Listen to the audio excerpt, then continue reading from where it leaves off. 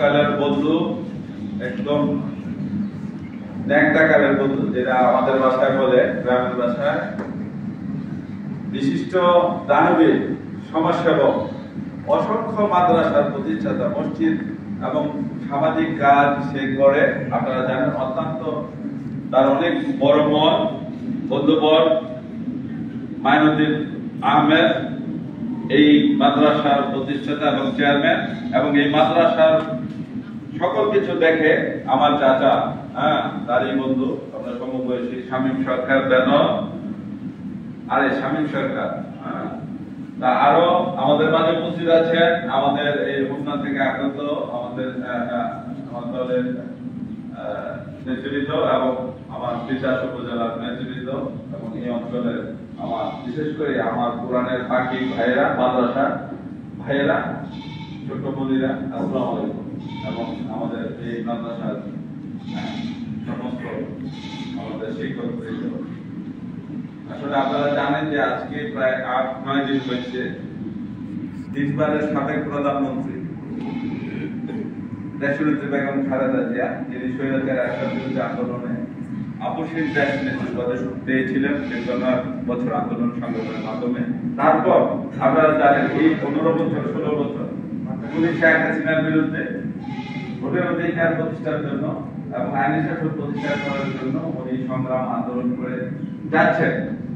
এই আন্দোলন সংগ্রাম করতে যে জানেন যে উনি অত্যন্ত অল্প বয়সে উনি স্বামী হারান ১৯৮১ সালে। আপনারা জানেন রহমান দেশের রাষ্ট্রপতি ছিল এবং সেনাবাহিনীর প্রধান ছিল। চট্টগ্রাম সার্কিট হাউসে কিছু বিপদগামী সেনা এবং দেশীয় এবং আন্তর্জাতিক কর্মকাণ্ডের মাধ্যমে ওনাকে হত্যা করে তারা ভেবেছিল যে বিএনপিকে ধ্বংস করে দিবে। তারপরে আপনারা দেখেছেন একজন গৃহবধূ ভাই আমাদের বিএনপি সিনিয়র নেতৃবৃন্দের মাধ্যমে উনি দেশের জন্য, দেশের জনগণের জন্য, দেশের উন্নয়নের জন্য, আইনি শাসন প্রতিষ্ঠা করার জন্য ওনাকে এই গৃহিণী থেকে রাজনীতিবিদ বানায়। তারপর দীর্ঘ সংগ্রাম আন্দোলন আপনাদের এই দেশের জন্য উনি সংগ্রাম করেছে। আজকে উনি মজলুম জননেত্রী হিসাবে একজন এই এশিয়া মহাদেশের মধ্যে আপনারা জানেন যে এখন মাতারাও ডেমোক্রেসি, গণতন্ত্রের মা উপাধি পেয়েছেন। মাত্র ৩৬ বছর বয়সে উনি বিধবা হয়েছে। দুটি ওনার ছেলে ছিল, বড় ছেলে আমাদের বিএনপির ভারপ্রাপ্ত চেয়ারম্যান জনাব তারেক রহমান এবং ছোট ছেলে ওনার কলিজার টুকরা আরাফাত রহমান কুকু। আরাফাত রহমান কুকু আপনারা জানেন যে একজন বিশিষ্ট ক্রীড়া সংগঠক ছিল। উনি রাজনীতিতে ছিল না। জিয়া রহমানের মৃত্যুর পর আমাদের নেত্রী এই দুইটা বাচ্চা মানুষ করার জন্য চেষ্টা করছিল, কিন্তু আমাদের নেতৃবৃন্দের চাপে উনি রাজনীতিতে নেমে আসেন। তারপর তো আপনারা জানেন দীর্ঘ সংগ্রাম, উনি দেশের জন্য, জনগণের কল্যাণের জন্য, ভোটের অধিকার, বিভিন্ন দাবি দাবা নিয়ে উনি আন্দোলন সংগ্রাম করে যাচ্ছে। শেখ হাসিনার বিরুদ্ধে আন্দোলন করতে গিয়ে আজকে আপনারা দেখেছেন কি অবস্থা। ওনাকে মাত্র ২ কোটি টাকার একটা মিথ্যা মামলা দিয়ে ওনাকে শেষে কারাগারে রেখে ওনাকে স্লো পয়জনের মাধ্যমে ওনাকে ধ্বংস এবং মেরে ফেলার চেষ্টা করা হয়েছিল। আজকে ওনার এত যে কঠিন অসুস্থ, এটারই একটা অংশ।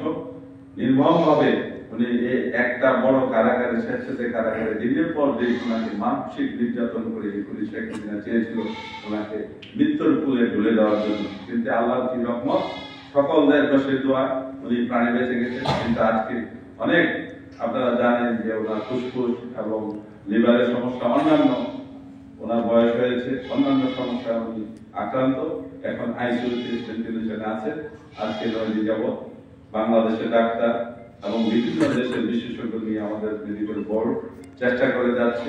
আপনারা সকলে, আপনারা যে কোরআনের পাখি হাফেজ এবং মসজিদের মাদ্রাসার ইমাম যারা আছেন এবং আমাদের নেতৃবৃন্দ সারা বাংলাদেশে, আজকে নেত্রীর জন্য আপনারা জানেন যে এখন নেত্রী দেশে একটা ঐক্যের প্রতীক হয়ে দাঁড়াচ্ছে। দল মত নির্বিশেষে সকল রাজনৈতিক দল আজকে আমাদের নেত্রীর জন্য দোয়া চাচ্ছে এবং অন্তর্বর্তীকালীন সরকার প্রধান উপদেষ্টা ডক্টর ইউনূস সহ উপদেষ্টা মণ্ডলী এবং আমাদের রাষ্ট্রপতি, মহামান্য রাষ্ট্রপতি শাহাবুদ্দিন চুপ্পু এবং সেনাবাহিনী এবং দিক বাহিনীর প্রধান থেকে শুরু করে সমস্ত রাজনৈতিক নেতৃবৃন্দ আজকে বিদেশও নেত্রীর জন্য দোয়া চাচ্ছে। বিভিন্ন মসজিদে, মন্দিরে, বিভিন্ন উপাসনালয়ে আজকে রোজা রাখা হচ্ছে এবং আমরা নেত্রীর জন্য সরকারি গাড়ি থেকে শুরু করে আমাদের দলীয় কর্মকাণ্ড, আমরা প্রতিটি নেতা কর্মী থেকে শুরু করে আপামর জনসাধারণ নেত্রীর জন্য যেভাবে দিন রাত